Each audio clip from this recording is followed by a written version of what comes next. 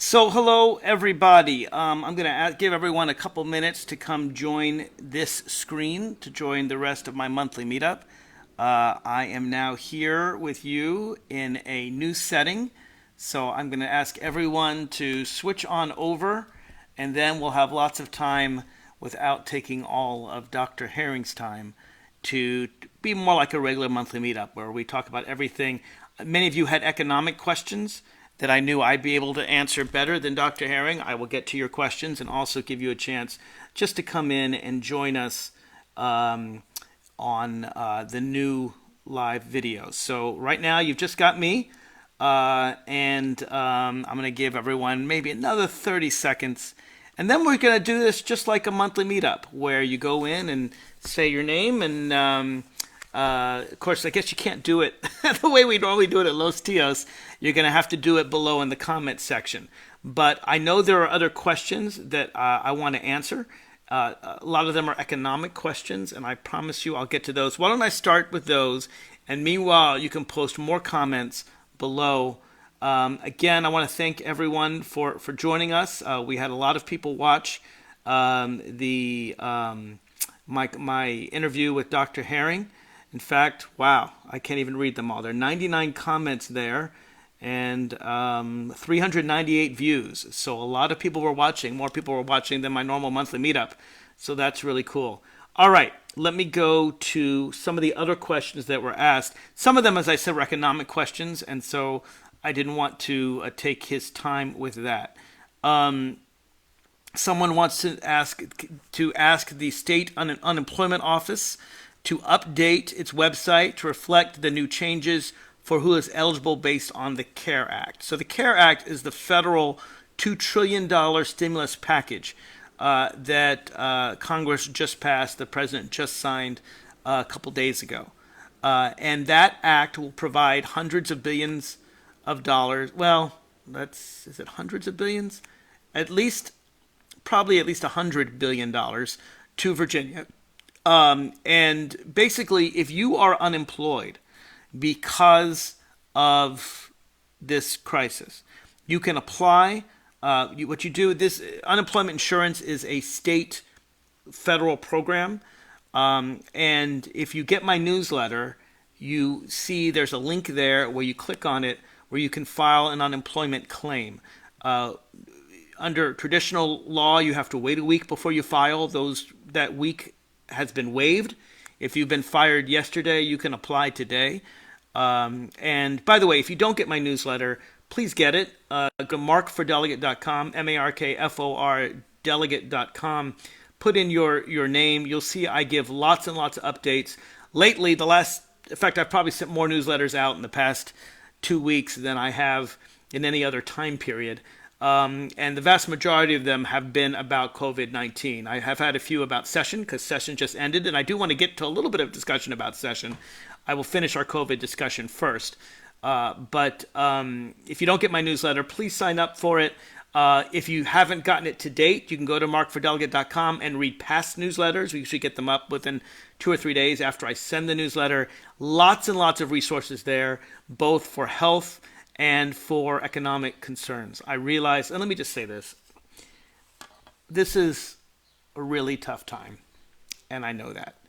We are approaching something in the United States that none of us can remember in our time.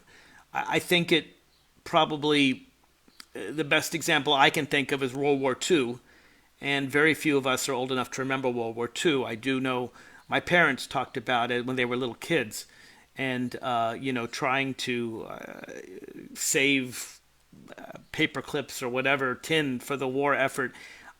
Most of that generation is gone, and none of us are old enough to remember the flu epidemic of 1918, 1919, which I've been doing a lot of reading about.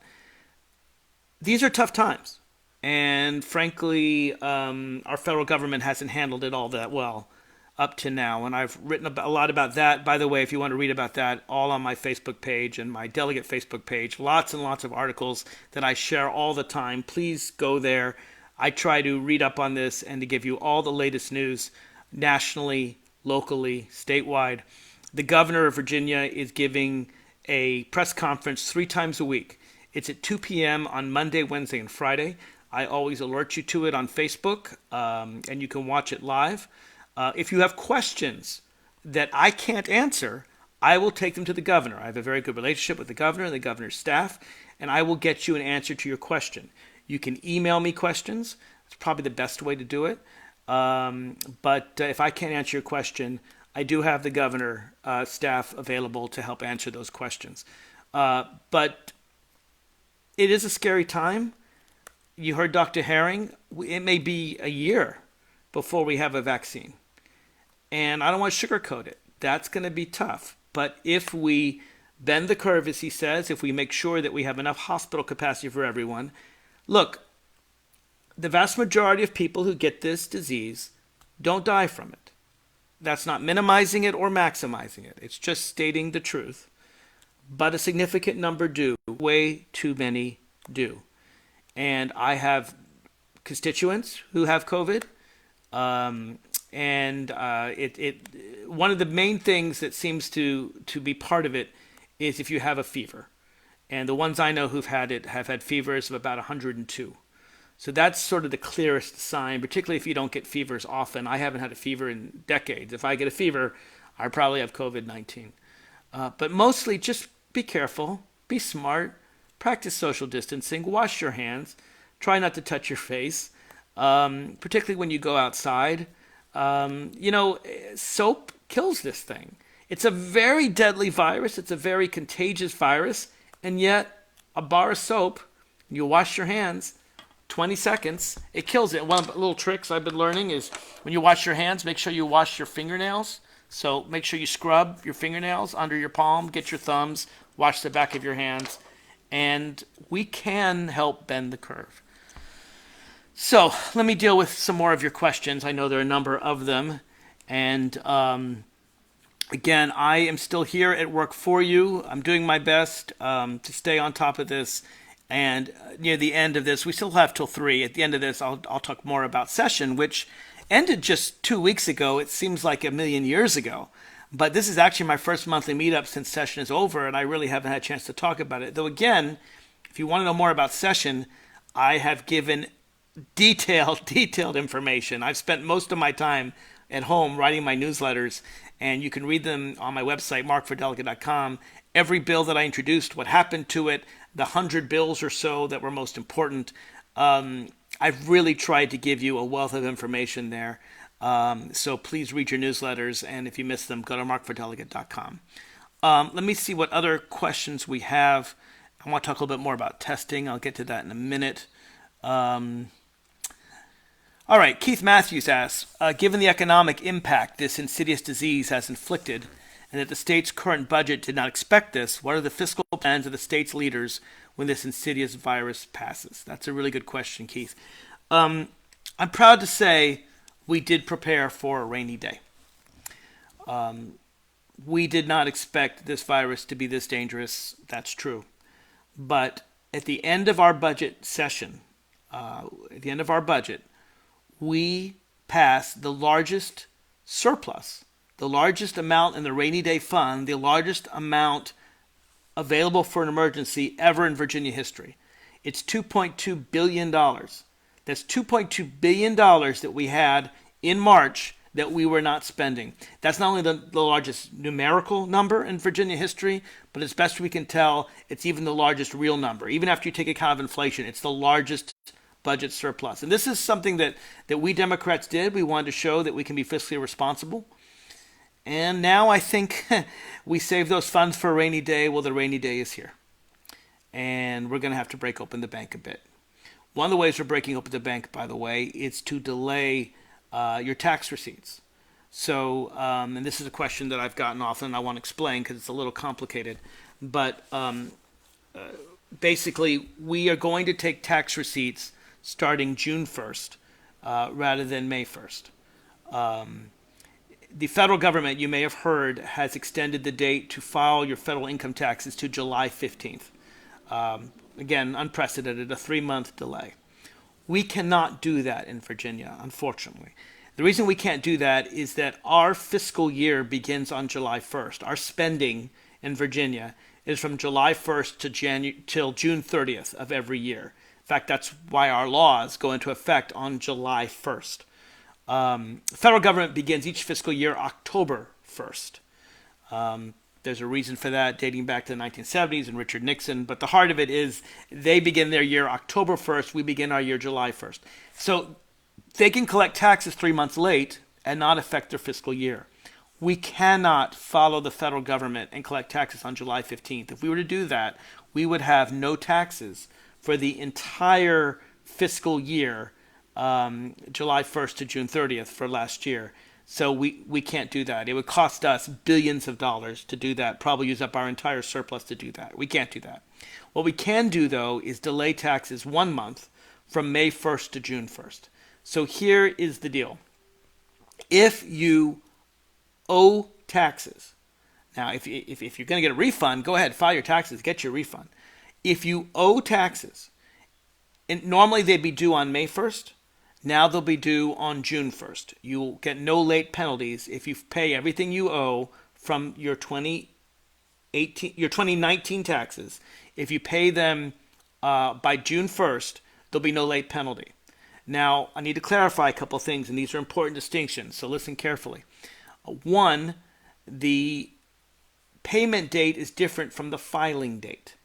The filing date is May 1st, but, and this is critical, every Virginian can get a 6-month extension, no questions asked, no permission needed to file your taxes, and that existed long before now. That's been around for years. It's really easy to do. If you have any trouble, contact my office. Just go to the Virginia Tax on the internet. It takes about 5 minutes to do. I've done it in the past. You need to do this to avoid late fees. So everyone go and get a 6-month extension. Or maybe it's a 5-month extension, but I think it takes you to October. Maybe it's November 1st. No, take it back. I think it's 6 months. Whatever it is, that's an extension of time to file, so you don't get late fees. Go ahead, do that. It's free. It costs you nothing. Now, if you do that, then if you owe money and you file as late as June 1st and you pay on June 1st, you will not have a late fee. You may, though, again, I'm just trying to give all the details. It's a little complex. You may get, you may have to pay interest. Currently, under current Virginia law, if you pay late, in this case a month late, you would owe interest. However, already talked to the governor about this. In the special session, we come back on reconvene April 22nd. We have one more day when we're going to go and we're going to come back after the governor does his vetoes or amendments to our bills. We're going to amend our budget bill. And at that time, I and many of us are going to ask that we get rid of the interest penalty from May to June. It hasn't happened yet, so I can't tell you that it's going to happen, but I think it will. I'm going to support it. I think it's something that will be supported on a bipartisan basis. My guess is, although I won't know for sure until April 22nd, that's why I got to check my newsletter, I believe that if you don't pay until June 1st, as long as you get that extension, you will not owe any taxes, any late fees, or interest if you pay by June 1st. I know that's a little complex. If you're still confused, I understand. Maybe I didn't explain it well. Contact our office. We'll make sure you understand the tax considerations. Okay, but to answer Keith Matthews' question, yeah, we're going to break into the bank. That's certainly my intention. I think that's the governor's intention. We are going to use the money that we save for a rainy day because it's raining and it's pouring, and we're going to make sure that those funds are used where we need them. And that's going to take care of unemployment. With regard to schooling, I think most of us know that the schools have been closed by the governor for the remainder of the school year. That takes us into the summer. Looks like the screen is frozen. That's not good. Oh, it stopped. Okay, I'm just trying to watch. I hope you caught all that. Again, sorry for the virtual problems. If you missed something, let me know. I'm now going through and reading more of your questions. What else do we have? Robert Ray wanted to know from Dr. Herring about the closures of public libraries. I don't know the answer to that. That's a good one, frankly, for your local government to ask. But my guess is that it's not a good. We want social distancing, and it's probably very hard to do that in the library, particularly where people touch books. So my guess is that'll be for quite a while. Someone else asks from Arlington that I stated my dissatisfaction with the president's actions in response to COVID-19. Um, yeah, I certainly have, and let me explain why. Um, Again, there's a lot of really good detail on my Facebook page, some really strong articles from the New York Times that explain exactly how and why the federal government failed us. And it was significant. Look, had we done what South Korea did, I'm confident that our deaths would have been in the hundreds. As it is, I think they're going to be nationwide in the tens of thousands because our president didn't take this threat seriously. Our CDC messed up. There's lots of detail there. But the heart of the problem was we messed up on the tests. So we had a good working test that the Germans were using. It was 2/3 of our CDC test. It was approved by the World Health Organization, and we, in our arrogance, decided not to use it. Now, South Korea has been using those tests, and they were testing 20,000 people a day for a month before we tested our first 20,000. And so what they were able to do is find out who had the virus, quarantine those people, find out that most of their cases were from a specific church, and keep the number of deaths down to between 100 and 200. We weren't able to do that. You heard from Dr. Herring, we still don't have enough tests to do that. I have had a constituent who wanted a test, who had a fever but wasn't sick enough to go to the hospital, a young man, and he had not been in direct contact with someone with COVID, but he'd been in contact with someone who'd been in contact with someone with COVID, and they didn't have enough tests to test him. So until we have enough tests, this relates to Kathy Hoekstra's question, we're just not going to get a handle on this situation. And that's a scary thing. You're right that I'm dissatisfied with the federal response. What measures have state and local governments taken? The question asks. Well, we have acted as quickly as possible. As I said, the federal government, and you can read the reasons why in the articles that that have been posted. We have been allowed to do our own tests for the last 2 weeks, and I have to say Virginia's really stepped up to do that, to do our tests, to keep the social distance. And I got to tell you, people in Alexandria that I've seen have really done a good job in looking out for one another, in raising money for food, raising money to. We've had a lot of teachers work very hard to give online schooling to people, and I think actually we're weathering it pretty well. I think there's a lot of community spirit that I've seen. But if you wanted the definitions of non-essential businesses and stay-at-home measures, all of that is provided in the governing executive orders, all of which I have been posting on my website and also in my newsletters. All right, let me get to some of the questions that I have below. I'm going to start reading a bunch of them. 34 comments, all right. The screen is frozen. It's a little tricky for me to figure out how this works. Hang on a second. Oh, I'm hearing echo here. Sorry. Okay, here are all your questions. Got it. Okay. So I'm going to start with COVID stuff, and then I promise you I'll get to your other questions and your session stuff. Susan wanted to know how to share this. Just take the link to the page at the top with the video. It should say facebook.com/Levine for Virginia /video/203-890-4843-77280/ you see that? Copy that and paste it, and you can share it with people. Okay.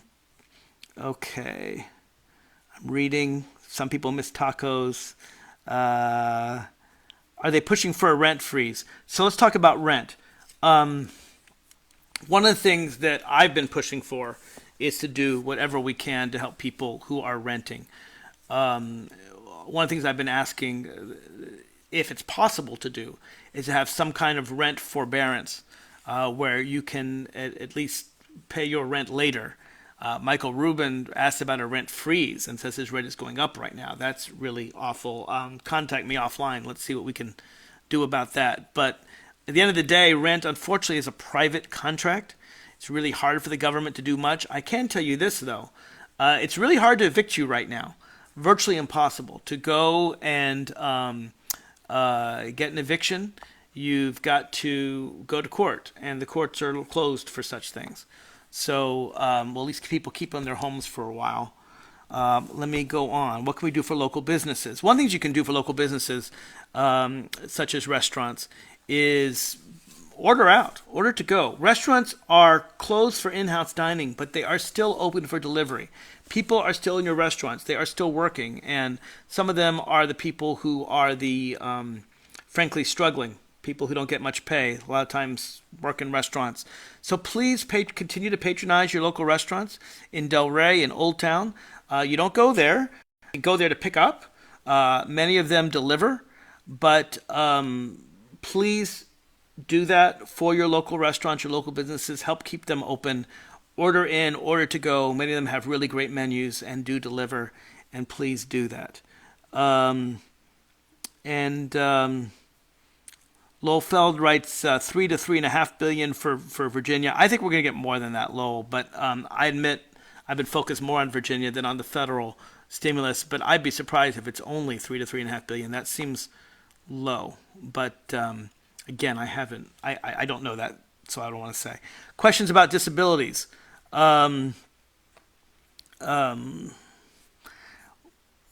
the question about disabilities applies the same as with anyone else. If you are unemployed, you can apply for unemployment. Certainly people who need jobs, there's a link that I provided. I don't know why Ben Tribbett is on here attacking me, but whatever. That's not very helpful, Ben. We're trying to give information here. Anyway. The federal bill for sick leave take effect. These are good questions. Your best answer for federal questions, I'll just be honest with you, is to call Don Byer's office and Mark Warner and Tim Kaine, your federal officials. They know all the details of that very complicated $2 trillion bill. I've been focused on Virginia efforts. So my understanding is it takes effect probably right away, but I don't want to guess. So again, we can try to help you get federal questions, but really your federal officials are the best ones to answer federal questions. Please not disparage anyone at this point. It's counterproductive. When it comes to the President of the United States, his actions are leading to tens of thousands of Americans that are going to die. Tens of thousands of Americans that would otherwise be alive are going to die in the next month or two. So if it's disparaging to say that the President of the United States' actions are leading to the death of innocent Americans, it's just a fact. It's just a fact. Tens of thousands of Americans are going to be dead because of this president's actions.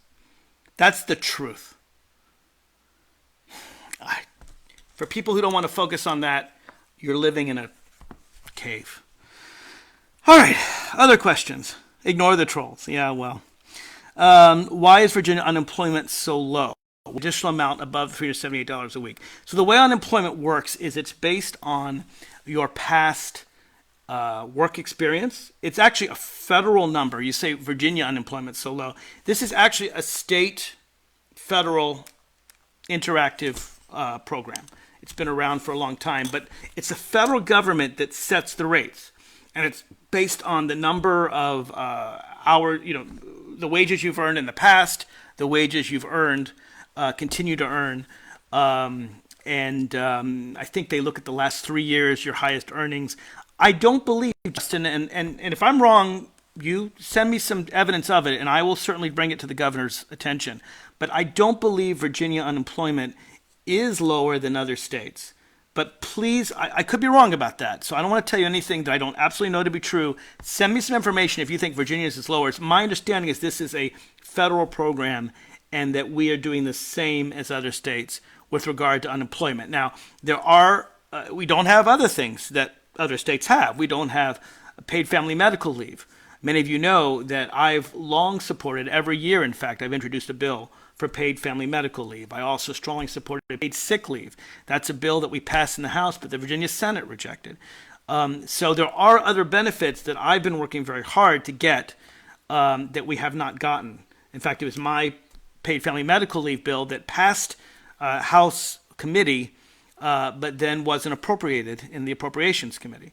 So there are other things we could provide that other states do provide, and you're right about that. But with regard to unemployment specifically, again, send me some information if you think I'm wrong, and I will look into it. But I don't believe we have any difference from any federal program. All right, Kathy Hoekstra wants to know, ask the governor why the pipelines keep going on. This is not critical infrastructure. I will ask him about that. I think you know, Kathy, that the governor and I disagree on the pipelines in general, but I haven't asked him about it specifically with regard to COVID-19. What about the antibody test? Anastasia Adams asks about an antibody test. So there are the current tests that are available are called antigen tests. They test whether you have the virus. And one of the reasons we don't have enough tests is we don't have enough what's called reagent material. That's the material used to make the tests work. Again, the federal government messed this up. And by the way, the federal government hasn't always messed this up. With Ebola, with SARS, with swine flu, the federal government was on the ball. But they haven't been here. You may know Trump closed the pandemic response office that Obama set up in 2018. We don't have enough reagents. So we're working on it. And we're working in Virginia. And I do think, hope, and pray we will have enough tests in a week or two. But I don't know that for sure. In any case, the antibody test is a test after you've already had the disease. It is believed, but we don't know this to be sure, it is believed that once you've had the virus, you probably can't get it again, at least not anytime soon. That's typical of these kinds of coronaviruses. For example, if you had the measles or chickenpox, usually you can't get it a second time. And it's generally true if you have a cold. You don't get the strain of cold again a second time. That's probably true here, but we really don't know for sure. We think it may turn out to be true, in which case once you've had the disease and recovered, you can't get it again, which is why Dr. Herring mentioned using the plasma, the actual blood of people who have beaten the disease, who've recovered from the disease, and using that to to hopefully find a cure. And that would be like an antibody test that you mentioned, Anastasia. That has not been developed yet, but it is something that we hope can be done in the future. I will ignore the troll. Kathleen, I don't know where you're from, but you're not helping anyone. Estimated taxes. Karen Tucker. So estimated taxes. All right. So if you owe tax, what you're supposed to do is you're supposed to pay estimated taxes. Those are generally due April 15th, September 15th, January 15th. And in Virginia, I think it's May 1st, but it could be April 15th. I'm sure it'll be on the tax website to get the exact answer. The answer is that you will pay for now, you pay your estimated taxes at the same time you'd pay them originally. I think it's May 1st. I know for the federal government it's April 15th. I think for Virginia it's May 1st. But because estimated taxes are basically an interest payment if you're late, that's one of the things we're going to look into in the reconvene session we're having on April 22nd. As I said at that time, I expect the majority of delegates and senators, I don't know, I haven't polled them, but I suspect the majority of us will agree to waive all of the interest for late payments. So I would think that would include estimated taxes, Karen. But the short answer, it hasn't been done yet. So if you want to be 100% safe, pay your estimated taxes on time. But it is my hope that on April 22nd, we will, in addition to getting rid of interest penalties for people who pay their taxes June 1st rather than May 1st, we'll also get rid of penalties for people who filed their estimated taxes on June 1st rather than May 1st or when it was due. But if you want to know the answer to these questions, the best thing to do is just to get my newsletter, markfordelegate.com, M-A-R-K-F-O-R, delegate.com. Sign up for my newsletter. I guarantee you I will explain taxes in incredible detail, and you'll have them in writing, so you won't have to follow everything I'm saying right now pretty quickly. You'll be able to have in writing exactly what's going to happen with taxes. Again, though, just to briefly repeat, they're due May 1st, but you can get a free, no questions asked extension to October 1st. Everyone should do that, or it's November 1st, excuse me. That's just a filing deadline. Go ahead, do that. Do that online. If you have trouble doing it, contact my office. We'll tell you how to walk you through it. Go ahead, get your taxes filing deadline extended, and then right now, if you don't pay by May 1st, you have no late fees, but you will have interest penalties. We're going to try to get rid of those interest penalties when we go back in session April 22nd. I think we will. Can't promise it, but I do think we will. And then you'll be able to pay your taxes on June 1st rather than May 1st. Okay, Jeremy, where do people go if they've lost their job and insurance and have vital treatments they need to be taken care of? Jeremy, well, first, when it comes to losing your job, you should apply for unemployment right away. I've given links to apply for unemployment, and that's right there in the newsletters that I've sent. When it comes to healthcare, that's a problem. We did do Medicaid expansion in Virginia, and maybe you would be eligible for that. And I'll make sure, if I don't have it in my past newsletter, that I have my future newsletter, a number for you to call to find out what to do about healthcare. But there are still uncovered people.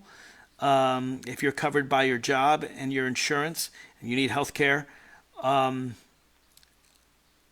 let me know. Maybe Dr. Herring has the answer.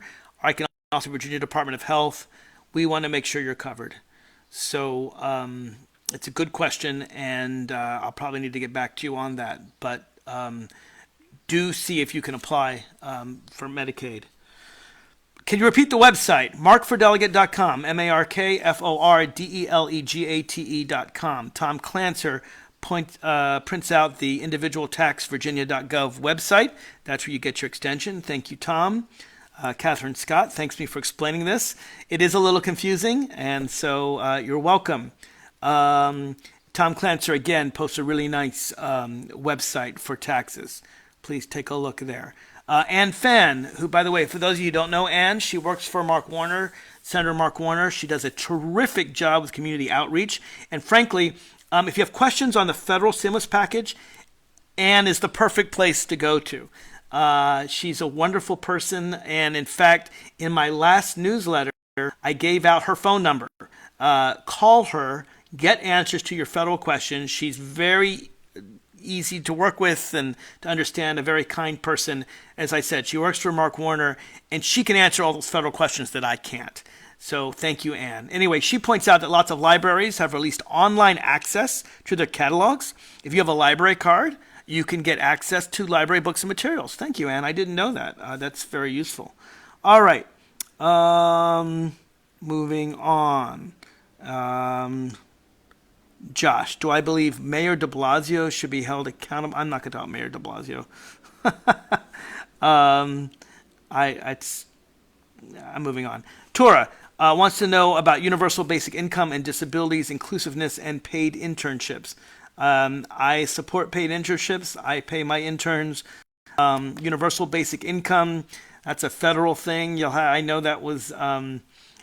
we had a presidential candidate who was very much into that, Andrew Yang, and disabilities inclusiveness. I have long supported the including disabilities. In fact, in every way I can, both for mental and for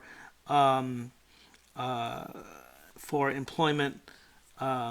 Alex is sending me a message. I'll get to you, Alex, in a minute. what's the best part about being a community advocate, and what advice would I give to young folks who have a passion for public service? You know, you can help now more than you ever have before. Your community needs you. You want to get out and help people. Offer to go to the grocery store for some of our elderly. Luckily, this disease seems to cause less of an impact generally, though not exclusively, but to people who are younger. Um, you can volunteer in all kinds of ways. Dr. Herring asked for volunteer. If you have medical training, go to Dr. Herring. But Meals on Wheels is a terrific way to help out. I've delivered Meals on Wheels in the past, and you deliver hot meals to people who are shut in.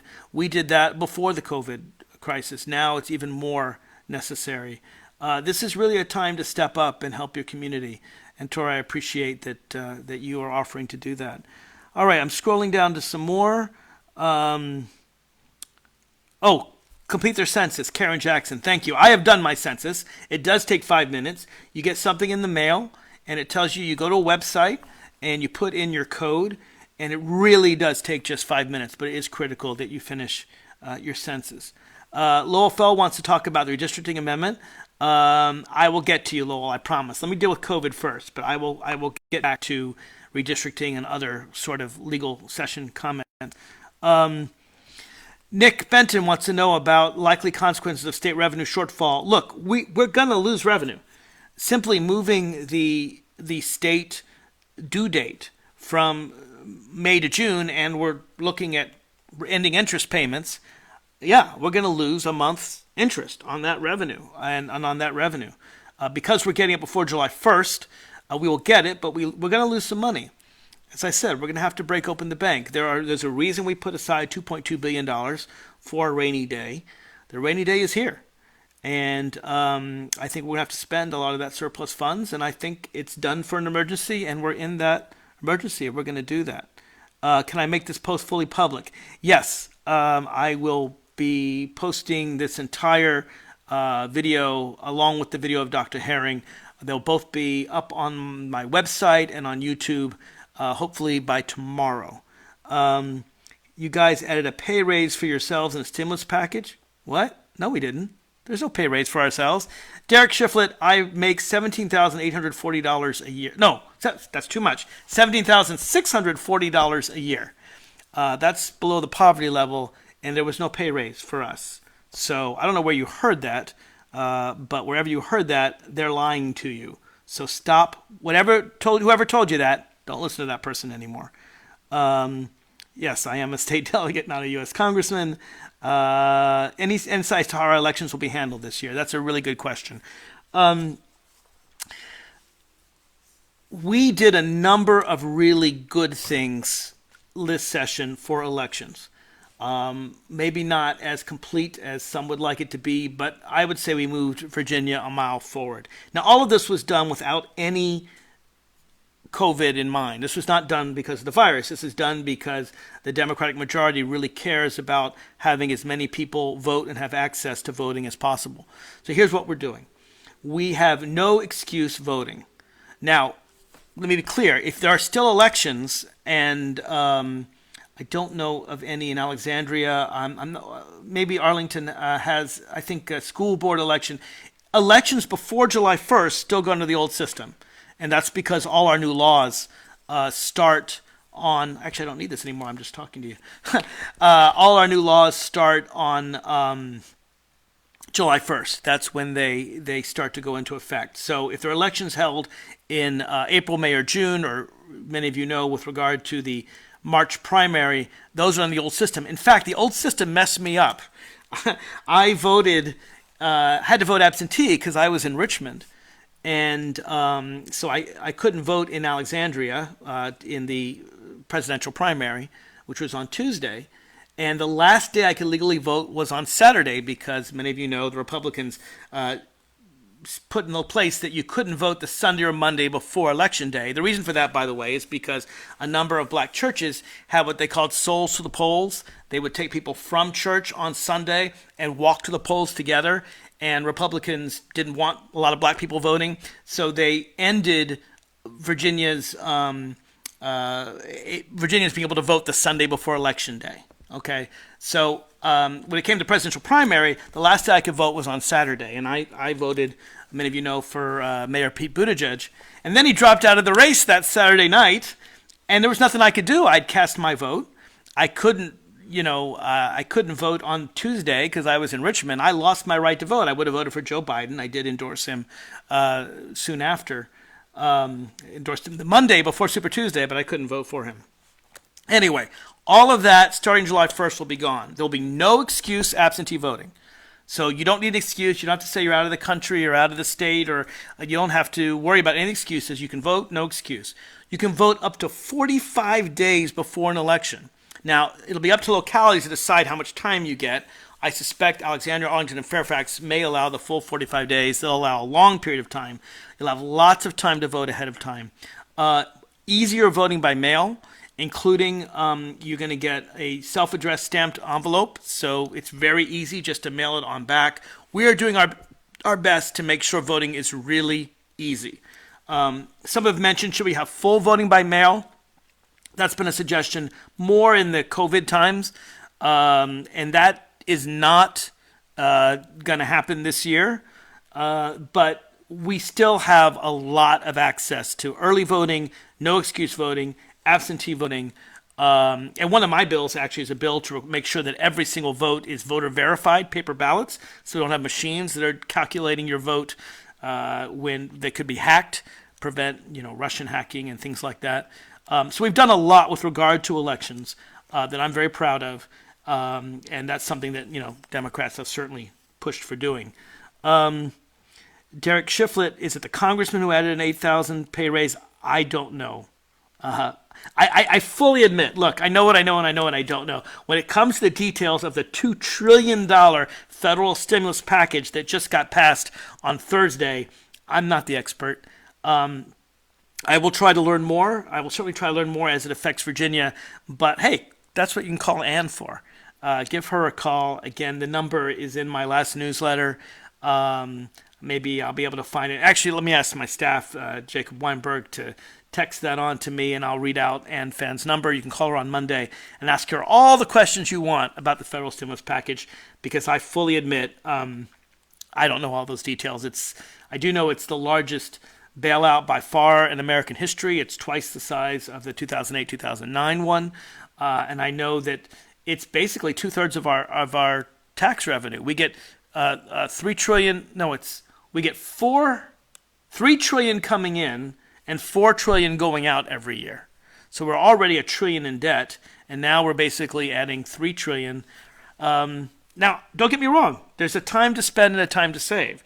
And rather than give tax cuts to corporations and billionaires that we gave a couple years ago, this is what the money should have been spent on. But it's going to be a massive, massive debt now. Anastasia, have you heard or read anything about if people live in an apartment high-rise at risk of catching it through ventilation systems? So that's an interesting question. Again, there's too much we don't know about this virus. Dr. Herring, in our interview, I thought seemed to suggest that was unlikely. He talked about SARS and I think another disease as being much more likely to get respiratory. And I can tell you this, the people I know who've had it believe they got it by touching a doorknob or a piece of paper or someone else's, a droplet on a desk or something. But we don't know. I don't want to say because we don't know. I'm certainly not an epidemiologist, and this is a novel virus. I do know that the bad news is they went to the Diamond Princess, I think was the name of the cruise ship, and found that 17 days after people were no longer on that heavily infested ship, they did find traces of coronavirus on that ship. But I have not heard, and listen, we know that South Korea, for example, has already bent the curve. They're already having their cases go down. They're kind of the experts in this. I have not seen reports from South Korea that people got it through ventilation systems. So hopefully that is not the case. I'm told that we have the number for Ann Phan. Here we go. Oh, right there. Yes, Jacob posted it for me in my name. Ann's phone number is 703-442-0670. She's not working today. She's here very much. Glad to have her with us. But call her 9 to 5, Monday through Friday, and get your questions answered about the federal stimulus package. All right, more questions. And I'm going through. When it comes to mail-in ballots on the general election and beyond, um, uh, what the thing you can simply select is, and they told us this. It's not necessarily not my disability or illness. It was just simply. Oh, I have the answer, but I don't remember it offhand. I need to look at the absentee. I'm gonna look right now. Do a little research as we speak here. Absentee, Virginia, excuses. Because I remember. Here we go. I'm actually doing research as we speak. Here we go. It was. One second.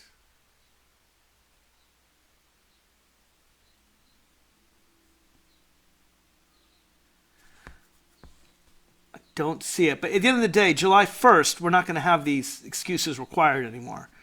Um, I guess you would use disability or illness, or that's probably the best one. If you need to know, let me know. But remember, it only matters if you're voting before July 1st. After that time, we fix this. Um, see if there are any more questions that I have. The State Unemployment Office, budget shortfall. I don't think, well, we'll see what, we're probably going to have a budget shortfall, but we had a $2.2 billion surplus. So hopefully we won't have a shortfall. All right, I think I've answered everyone's questions. Please feel free to post them. I'll tell you this. I owe Lowell an answer, and I'm going to get to Lowell. There we go. Joanne Palmer writes, yes, 2A, disability or illness. Thank you for that, Joanne. That makes sense to me. Let me answer Lowell's question. While I'm answering that, what we would do if this were a regular monthly meetup, and those of you who know, please, Jeremy, post more questions. What we do if this is a regular monthly meetup is we go around and you would say your name and what location you're from, and then you would say one issue you want to talk about. I want to open you up to do now. I can see your questions. I'll post it now. It doesn't have to be on COVID. It can be on the session. Whatever you want to talk about, I have another half hour to go. I'll start with Lowell on redistricting. But any question on any topic, I will do my best to answer it. Just post it below, and we'll do as much as we can in the next 30 minutes. And let me just say, before I go on, hang in there, everybody. Use this time, enjoy your alone time or your time with your family. Sometimes this can be a bit of a blessing in disguise. I realize, look, I'm not sugarcoating this. People are dying, and it's very scary. But use whatever you can. Call your friends, call your family. Spend some time hanging out with people, at least through a telephone. And take a walk. I think Dr. Herring's advice is very good. Keep your distance, but take a walk. I live near the river, and I see lots of people who are walking nearby.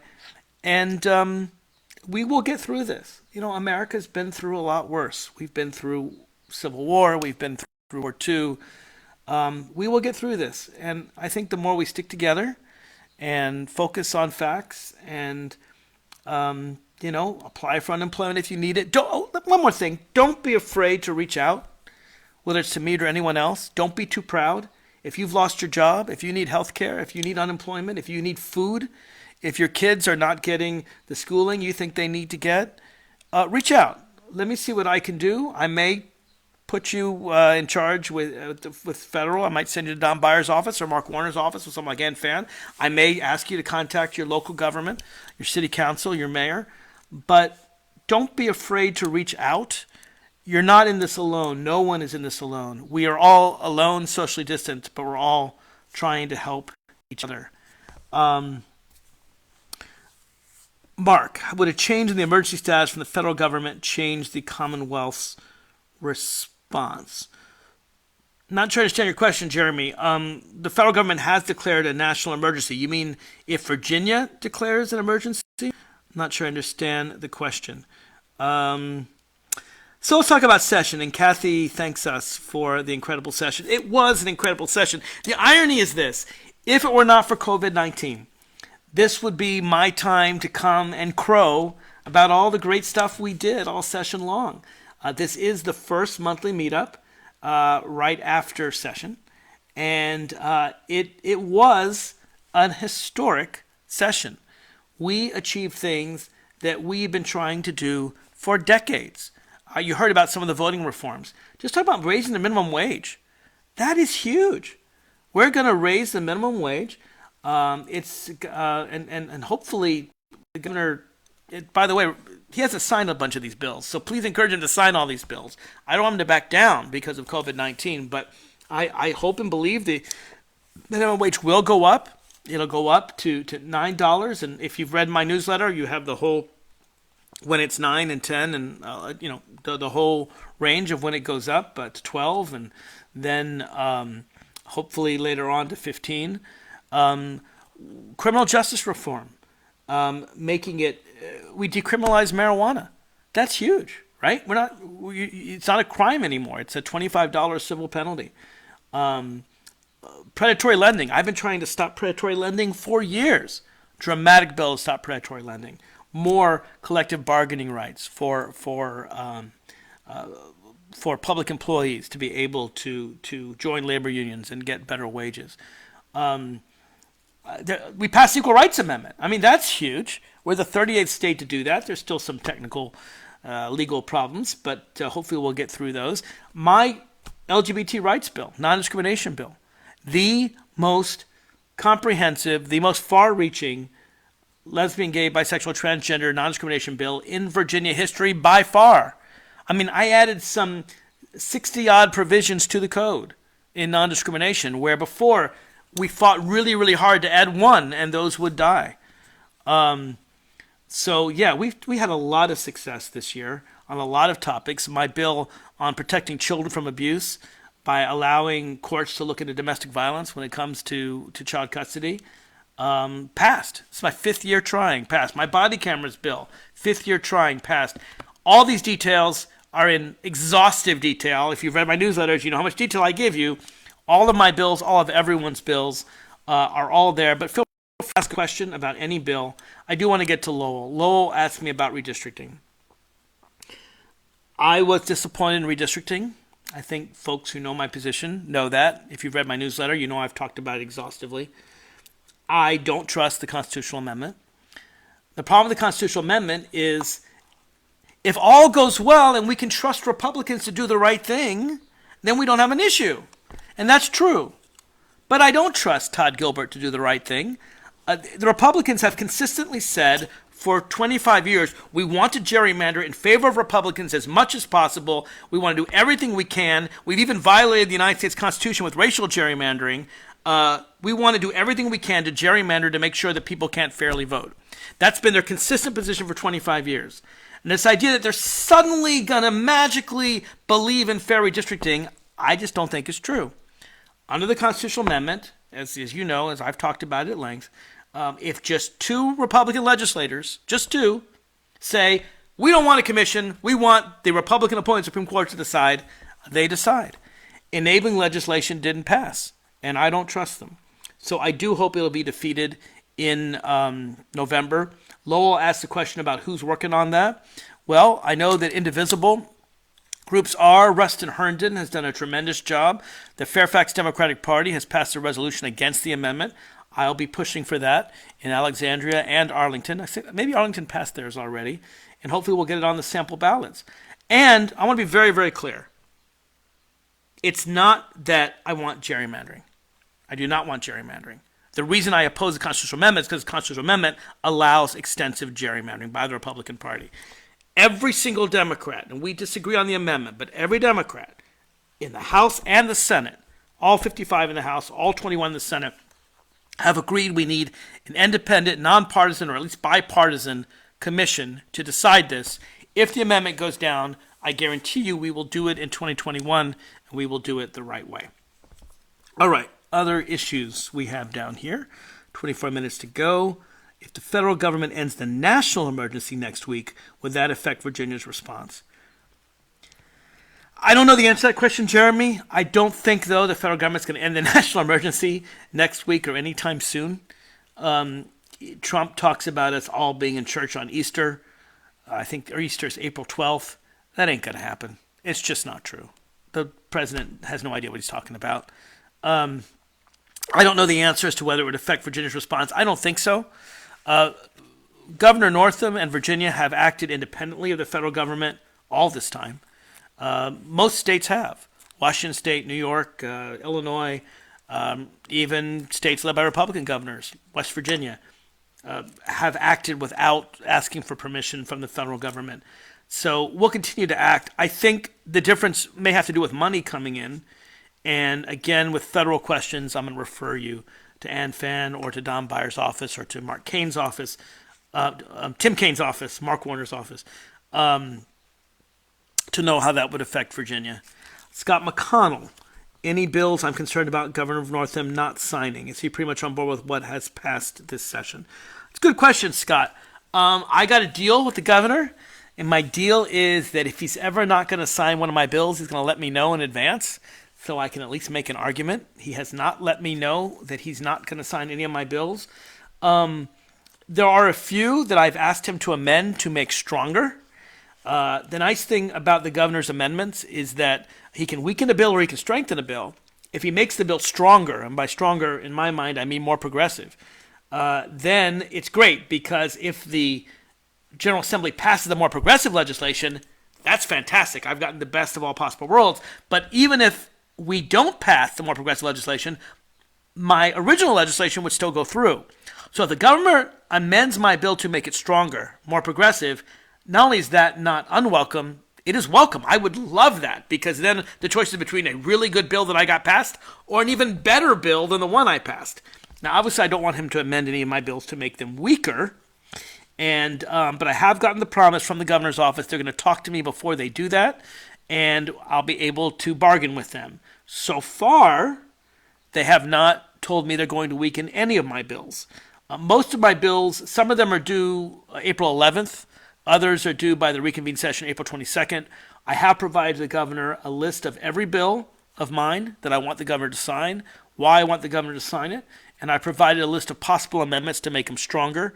I've already done that. I did that last week, and stay tuned. But I'm quite hopeful, frankly, about all my legislation. And he's already signed 5 of mine into law, and one of mine, which is the transparency. We're going to have full transparency in subcommittees now, finally.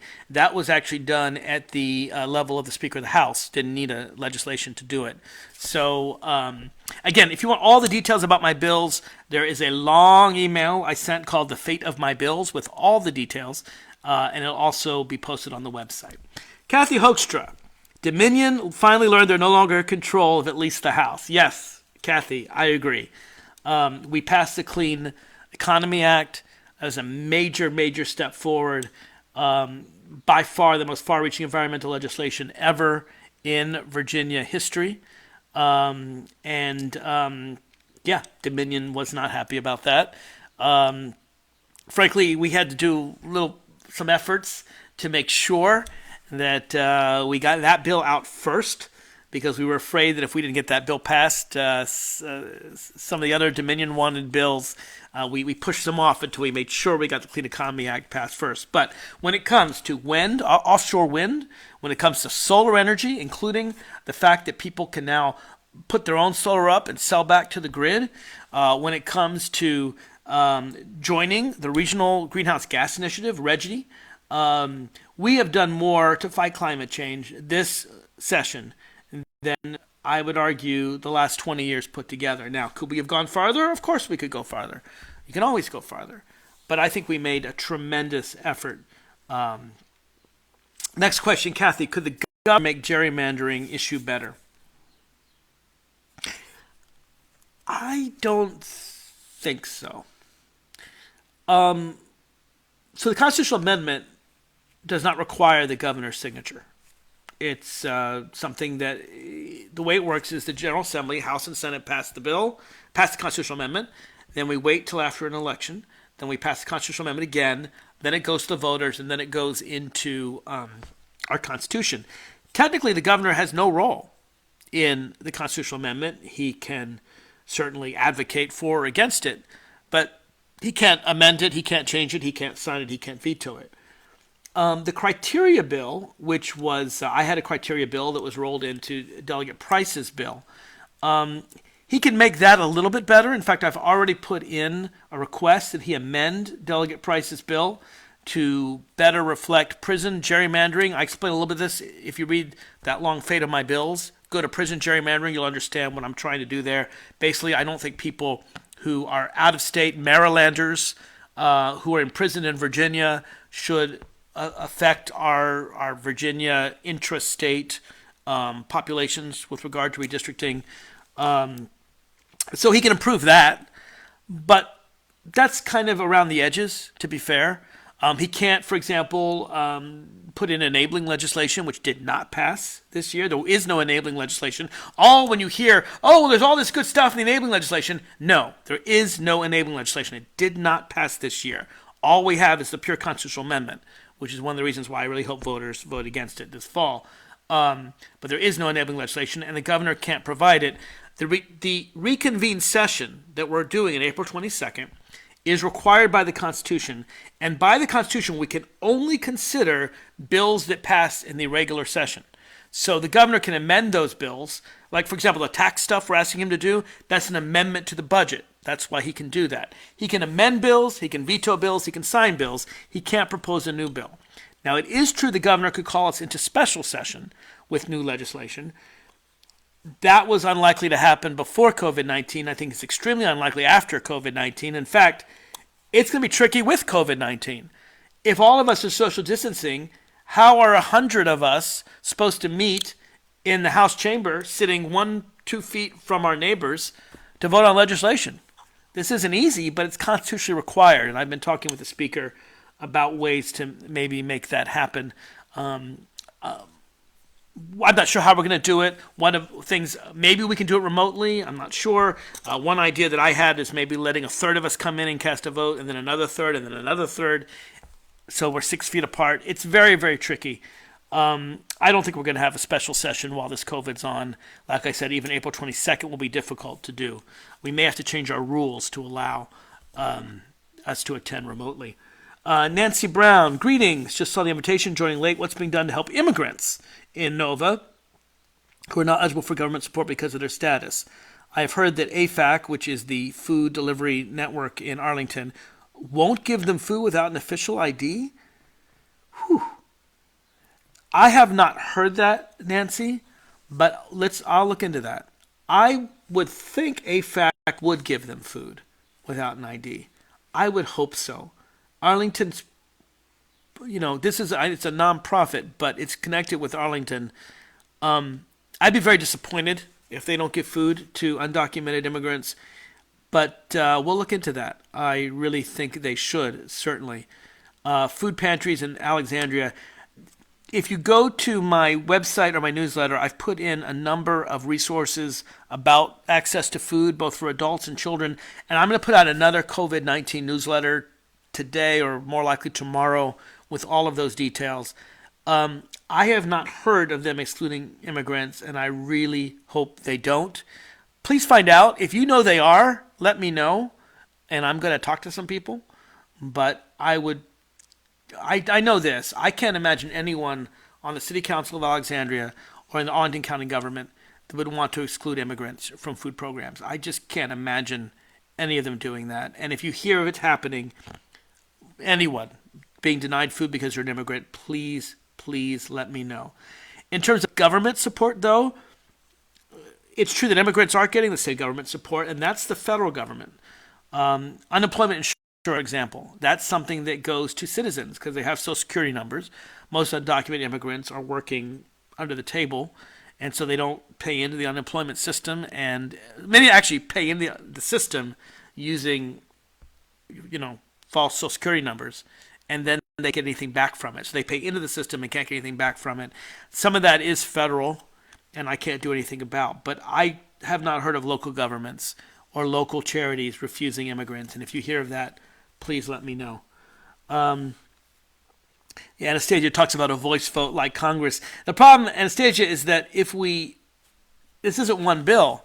When we have our reconvened session, we've usually got 50 to 100 bills to consider.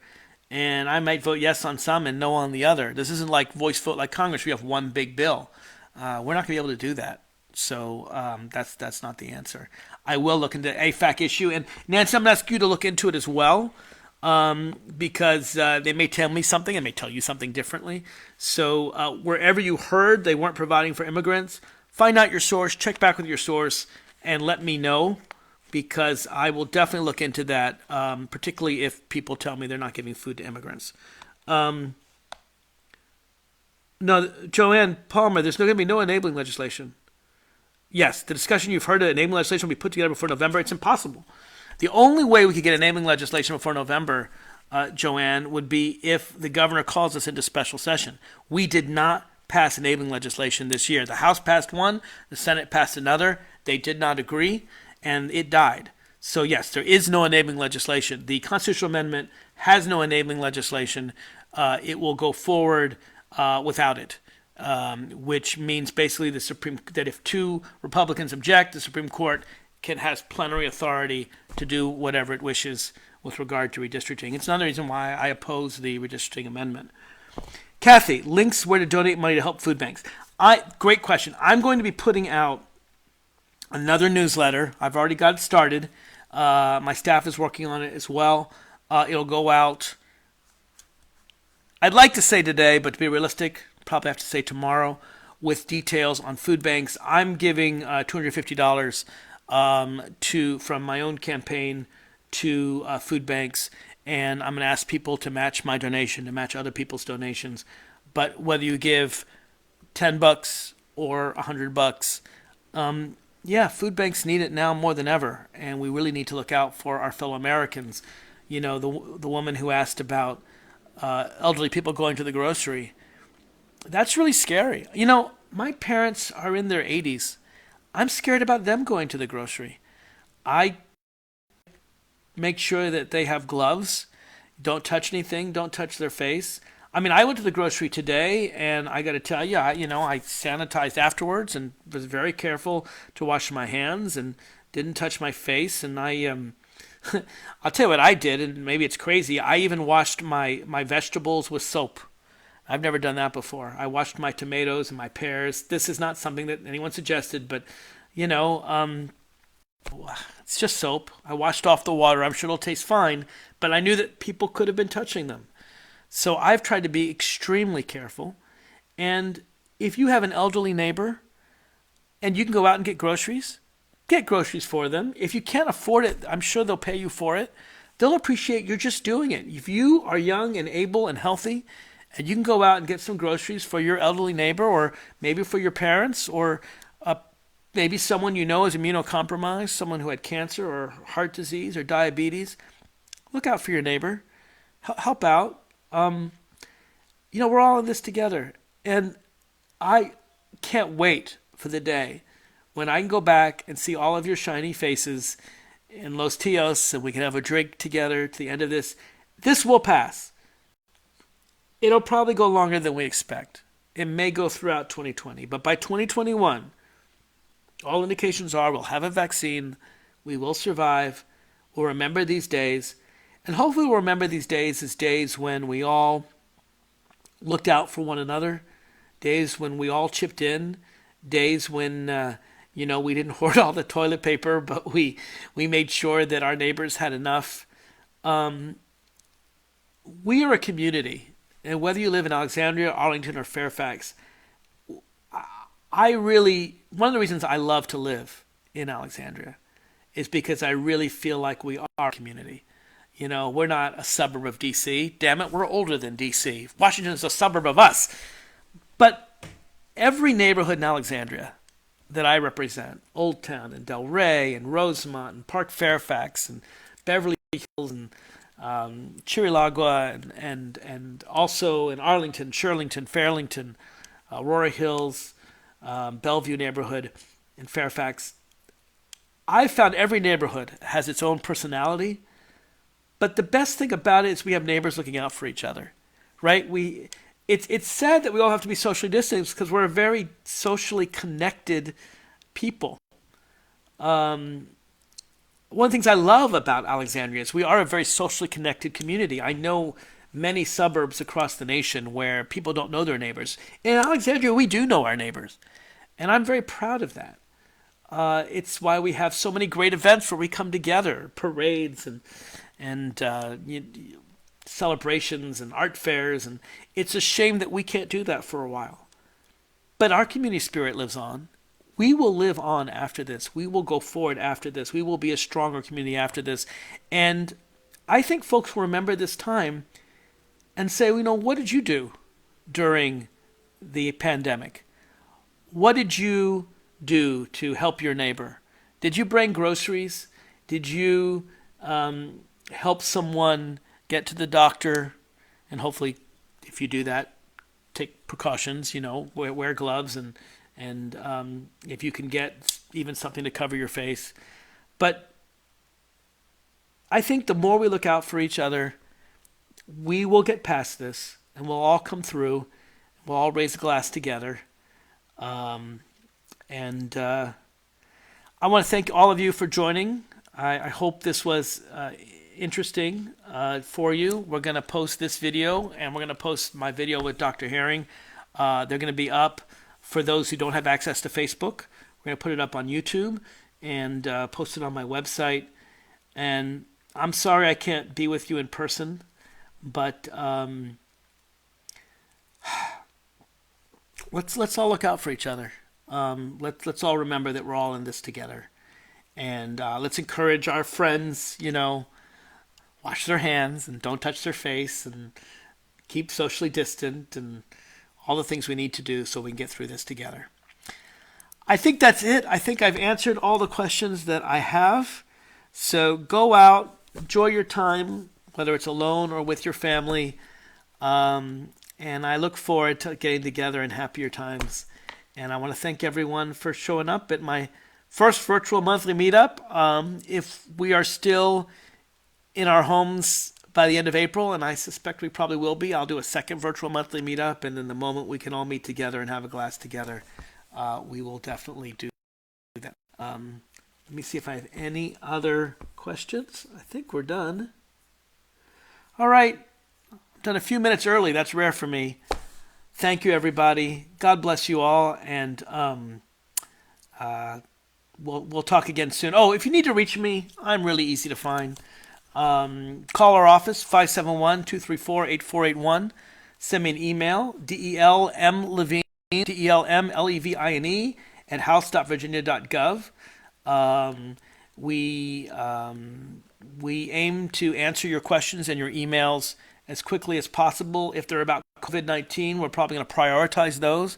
If they're about session, give us a few weeks. We'll get back to you. But if you have an immediate need, whether it's unemployment insurance or health care or schooling, we're going to try to answer your question or to pass you to the people that can answer your question. All levels of your government, state, local, and federal government, are doing their best. As much as I criticize the federal government, and I think they did a terrible job for 2 months, I think they are trying now. I think for the last 2 weeks, they're trying now. I know your local government's working very hard. Your state government's working very hard. Let's all look out for each other, all right? Take care, everyone. Again, I will post this video if you missed any of it. And y'all have a pleasant Sunday. Bye.